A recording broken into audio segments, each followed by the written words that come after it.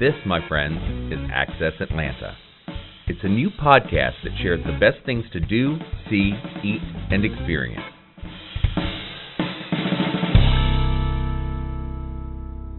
This is Shane Harrison with Access Atlanta. I'm here with Najja Parker, the AJC's Najja Parker, who has brought us something really special this week. Tell us what you got for us. Today, I have a really exciting interview with the star of Empire, Jussie Smollett. Ah, cool. So what brought him to town for this? Right now, he is promoting his debut album, which is titled Some of My Music, and it's been touring in Europe as well as in the United States. And he stopped by Atlanta a couple of weeks ago to give us some of his music. Well, that's cool. So he was performing here. He was performing at the Masquerade. Right, yeah. So, and he's, unfortunately, that's done, so he's not going to be performing here in Atlanta, but he will be doing something that you can go and see, right? Yes. If you're into the Essence Festival, which takes place in New Orleans, you can catch him there. He'll be performing one of the days there. Right, yeah. And when is that happening? The Essence Festival usually takes place across the 4th of July holiday. Right. And Jussie's performance is specifically on July 7th. Ah, okay. Okay, so you still have time to get some tickets. You got plenty of time, yeah. Yeah, and, you know, if you have to, you can even drive there. I've done it before. It's about, 6 hours maybe? I think it's a little more than that, but okay. It's not bad. You know, it's doable. It's doable. Summer is a good time for road trips. That's right. That's right. What a good excuse to do that. So anyway, tell us a little bit about what you talked about with him. Oh, we talked about so much. We talked about Empire, which ended its season 4 finale a couple of months ago. Right. It's recently been renewed for season 5. Yeah. So we talked about how his character may evolve when we see the show come back this fall. We also talked about his first debut album and what it kind of took to get him to write all of these songs. He said he's been preparing for this album his entire life. Yeah, I guess. I mean, it's like he probably is a very busy guy, and it's probably hard to find time to record an album in addition to all the other stuff he's doing. Exactly. And he has a very strict schedule because of his ties with Empire. Yeah. They do produce music specifically for the show. Mm-hmm. So he has a tight window to promote his own thing that's outside of Empire. So I believe he has from March to May to promote his personal music, and then the rest of his time is devoted to Empire. Right. Yeah. Wow. Yeah. So it must be interesting to be locked into something so much like that. But, you know, when you have that much success, you can't really, fault that. Right, that's true. That's true. If you want to keep the paycheck coming and all that stuff, yeah, you got to do that. And he's really making it work for him. Yeah. So as long as I guess you can find that balance and make it work for you, you should be okay. Yeah, well, I guess that the success of Empire has probably given him the platform to do this like he wants to. And he's been acting for decades. He started as a child actor, and Empire is considered his breakout role. Right. Yeah, sometimes that overnight success takes decades to get. True. And talent runs in his family. The whole Smollett family, his siblings, they all started out with acting careers, and they're all doing their own thing. I think his sister Journey is still acting currently. Yeah, that's right. Yeah. So, anything else that we should know about this before we get into the story? I think we should just kind of get into it. He spills a lot of good beans in this interview, and I think the readers and the listeners will really enjoy it. Awesome. Great. Okay, well, let's listen to Najja Parker's interview with Jussie Smollett. Hey, people. Hey, people. They don't know why.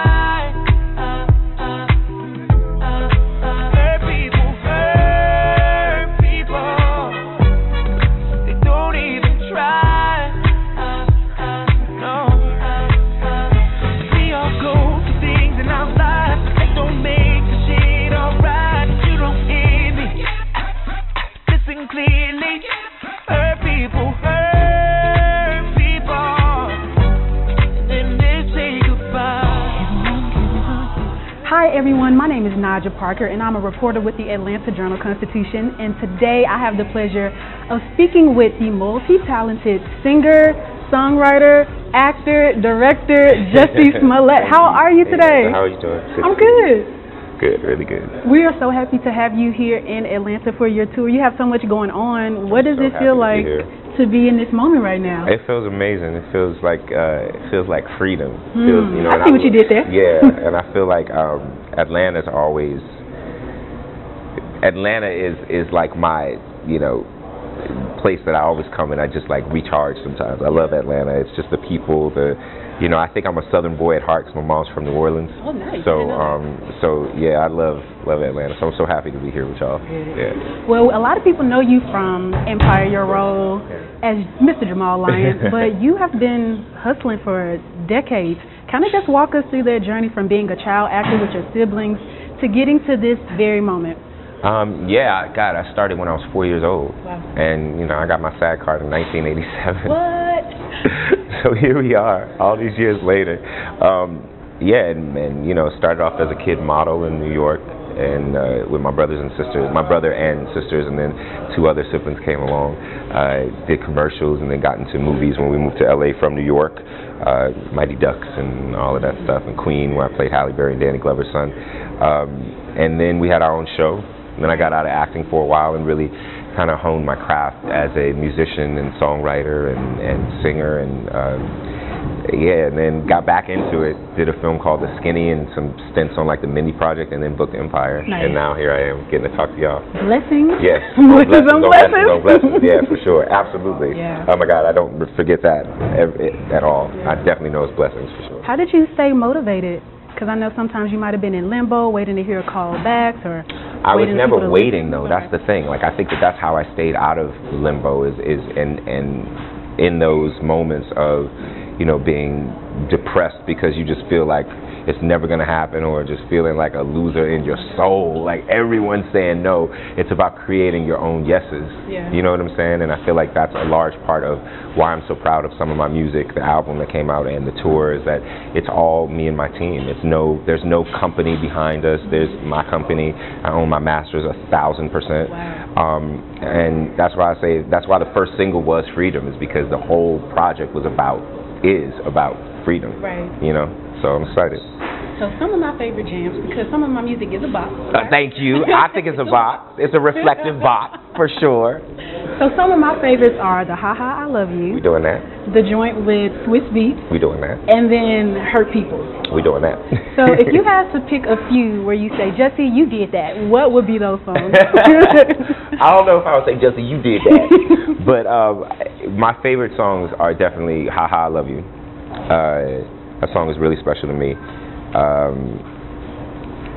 What I would do is really special to me. You know what I'm saying? It's for and about the fans and the support and love that I've gotten from people that I respect, family members that I love, but also people that I've never met. But yeah, Insecurities is really special to me. But Don't Go has a special place in my heart because I feel like it's so honest, and it's just like. It also talks about something that men, we don't really admit to. I mean, women don't really admit to it either, but men definitely do not admit to just being jealous, having that moment of weakness. Right. Wanting to go through a phone or two, wanting to see what's really going on, and it's a fun song to perform. It's a fun song to sing, so I really like that one too. Another thing I love about the album is just how vulnerable you are. You mentioned the song Insecurity. What kind of gets you to a point to be so open with your music and your lyrics? I think that, it's always been who I've been. It's who I am. Like I'm an autobiographical songwriter. I think that's why Jamal Lyon and myself blend so well, is because I'm very emotional and I'm very autobiographical as far as songwriting. So the songs that I've written for him or the songs that I've co-written for him have all come from a place of honesty. And to me, my mother always she would like just bang this into our heads as kids. She'd be like, honor honesty. So in those moments of vulnerability, it actually is very freeing, especially for music. It's not always fun to be like, I don't like to be vulnerable in interviews and stuff like that, but to be vulnerable in my own music, it's me. Yeah. So it's nice to hide behind my own truth, I guess. Right. Yeah. So you called it Some of My Music. If you had all of your music, like how many songs are we talking about? How many hours? Oh my God, there's hundreds. Yeah. There's hundreds. Like I think right now I could die today, knock on wood, but I could die today and there'll be probably hundreds of songs that people could like remix and do whatever they want to, because there's so many, on my phone alone, just my voice memos. That's the way that I write, is I drive around by myself and I just put on a voice memo and I'll just, start singing. and that's how I'll piece together a song. So there's a lot of fully recorded music that's never been released. Right. So hopefully we may get to you'll definitely hear it some more. Definitely at some point. Yeah, for sure. Nice. For sure. Second album's got to come. Yeah, we're already ready. For sure. So about this tour, I know that you are donating to 2 special charities. Yeah. Tell me more about that and what those charities are. The proceeds of the tickets for the concert are going to the Black AIDS Institute and Flint Kids. And then some stops we're also giving some to HRC, Human Rights Campaign. It was just, I'm just so blessed. I'm in a really great position right now, and I feel like anything that I can do to... And it's not something that I necessarily announce. Like, it's not on the flyer. It's not, it's not on the website. It's just something that I don't say it in the show. It's just, I feel like I've been so blessed in the love and support that I get, and I'm able to support myself financially doing what I love to do. I should give something back. And I do often. I just don't talk about it. Yeah. I just, and I guess I should talk about it sometimes, and I do talk about it sometimes just to like shine a light on the different organizations. But I just feel like what my little baby Mari, Little Miss Flint, is doing with Flint Kids and, the Black AIDS Institute, I've been a part of them since I was 15 years old.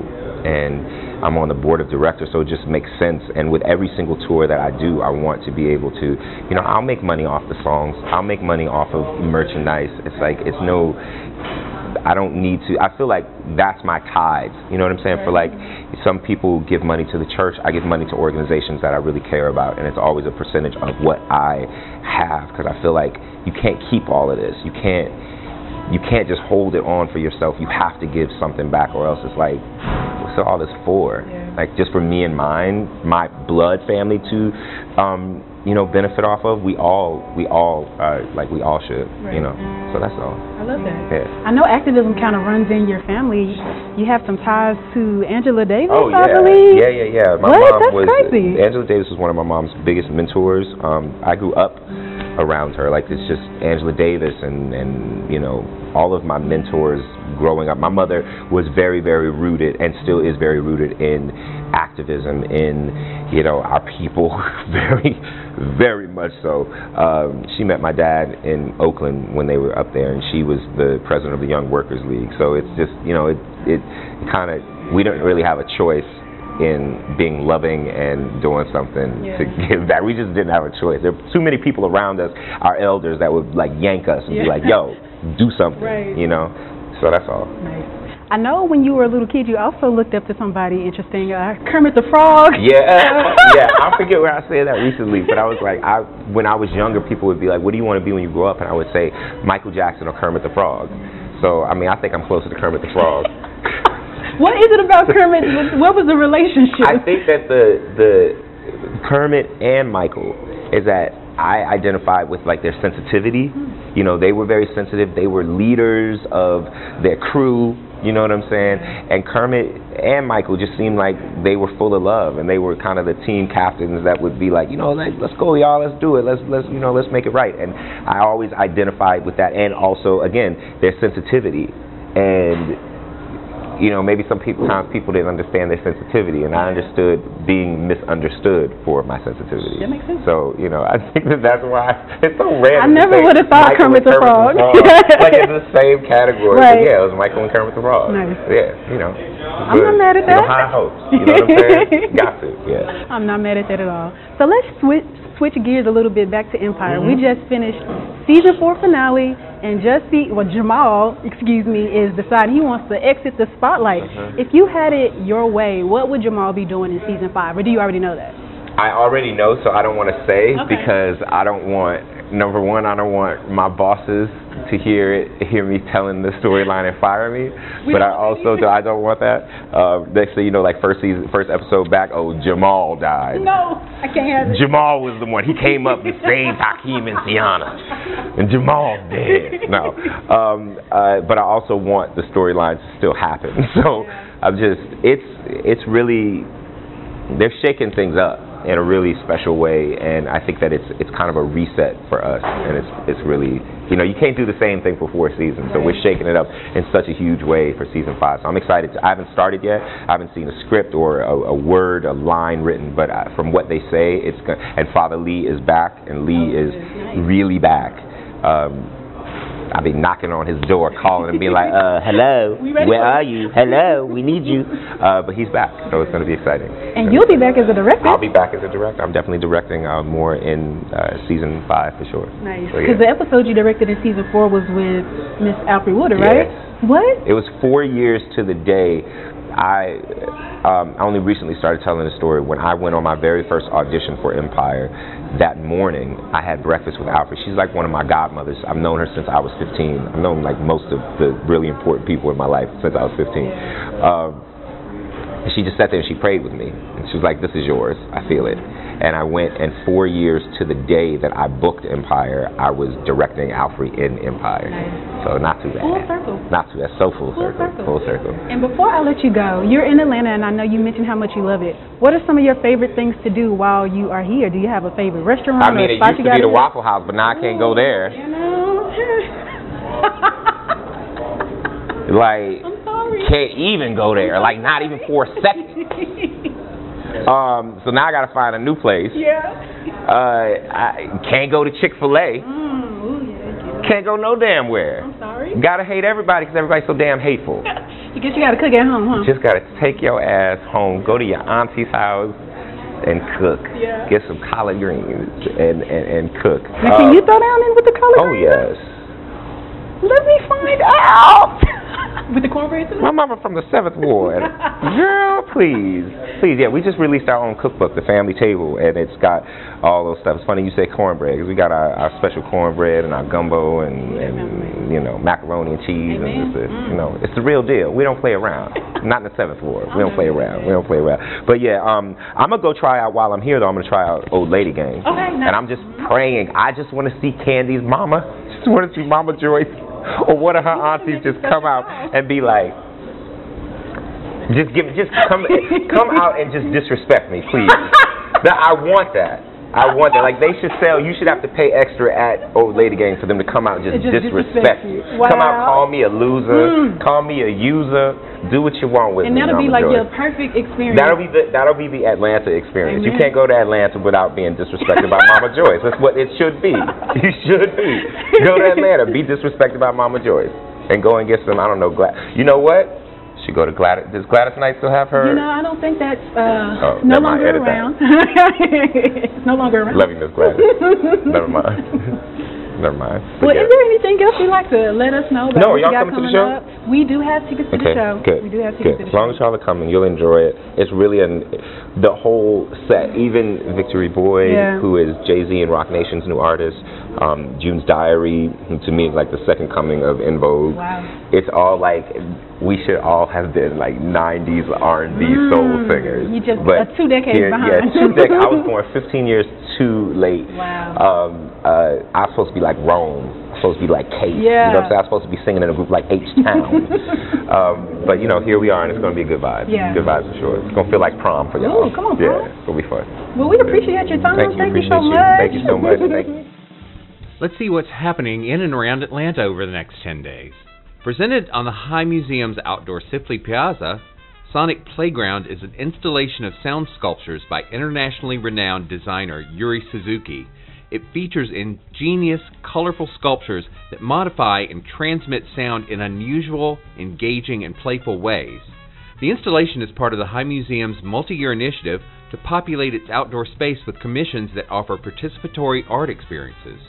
It will be the High's first venture into exploring the notion of audible play, how the sounds all around us can be constructed, altered, and experienced. The installation transforms the piazza into a welcoming atmosphere with socializing and recreation.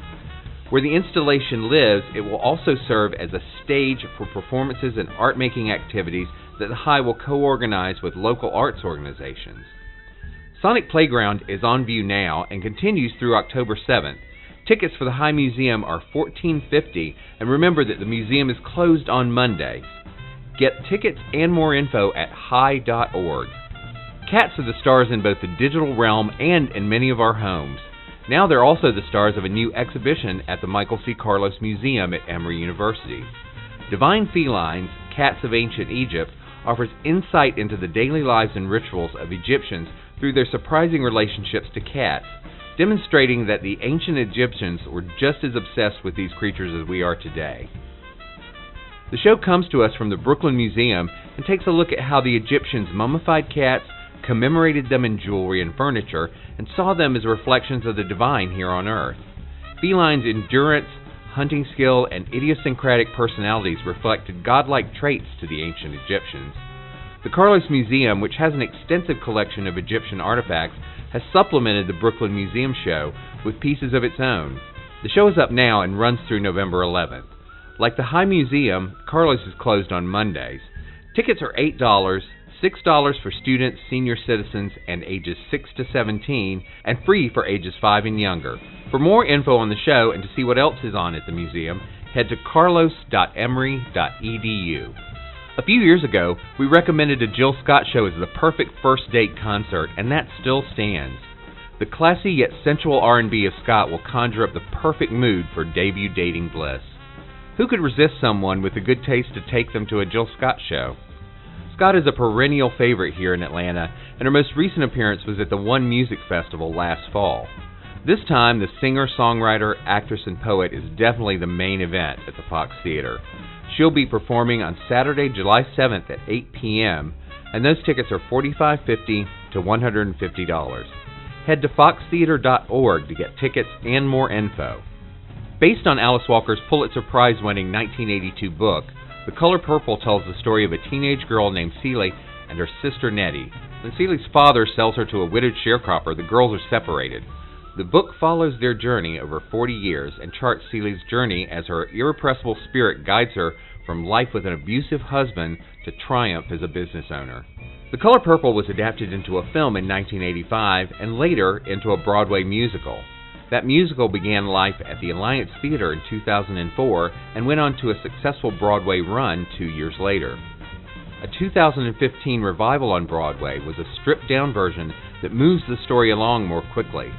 This iteration of the production is the latest ambitious undertaking in Actors Express' tiny black box theater. The Color Purple continues through July 29th at Actors Express at the King Plow Arts Center, which is on West Marietta Street in Atlanta. Tickets are $22 to $45, and you can find those and more info at actors-express.com. For more things to do around Metro Atlanta, head to accessAtlanta.com. Our senior editor is Nicole Smith, podcast edited by Ryan Horn, music by Bo Emerson and Billy Ewan, and I'm your host, Shane Harrison. Join us next week for more Access Atlanta.